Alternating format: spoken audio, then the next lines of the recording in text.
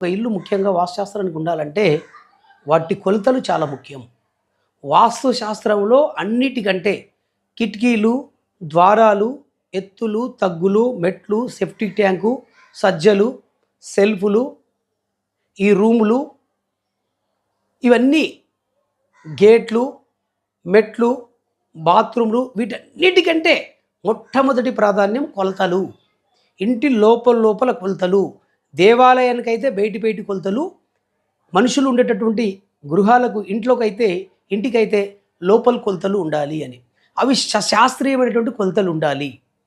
కొలతలు ఉన్నప్పుడే అది వాస్తుశాస్త్రానికి ఉన్నట్టు. వాస్తు శాస్త్రంలో కొలతలకు 90% ప్రాధాన్యం ఉంటుంది. ఒక ఇల్లు వాస్తుశాస్త్రానికి ఉందా లేదా అని తెలియాలంటే వాటి కొలతలను మొట్టమొదటిగా మనము లెక్క వేసి చూడాలి. తర్వాత ద్వారాలు బాగున్నాయా, కిటికీలు బాగున్నాయా, వీధి పోట్లు ఉన్నాయా, ఎత్తులు తగ్గులు ఉన్నాయా, సెప్టిక్ ట్యాంక్ ఎక్కడ ఉంది, మెట్లు ఎక్కడ ఉన్నాయి, రూముల విభాగం ఎట్లా ఉంది, ఇవన్నీ తర్వాత 10% వీటికి. కానీ అత్యంత ప్రాధాన్యము కొలతలకు ఉంటుంది. కొలతలన్నీ వర్గు మీద ఆధారపడి ఉంటాయి. సూత్రం మీద, క్షేత్ర పదం మీద, క్షేత్ర పిండం మీద ఆధారపడి ఉంటుంది. వాస్తుశాస్త్రంలో కొలతలు చాలా కీలకం. ఇట్లిట్ల కొలత, ఇట్లిట్ల కొలత, ఈ రెండు కొలతల ప్రకారంగా సూత్రం నిర్ధారణ అవుతుంది. ఆ సూత్రం కూడా శాస్త్రంలో ఉన్నటువంటి సూత్రానికి టాలీగా ఉండాలి. ఆ సూత్రానికి మొత్తం వరకు టాలీగా ఉంటుంది.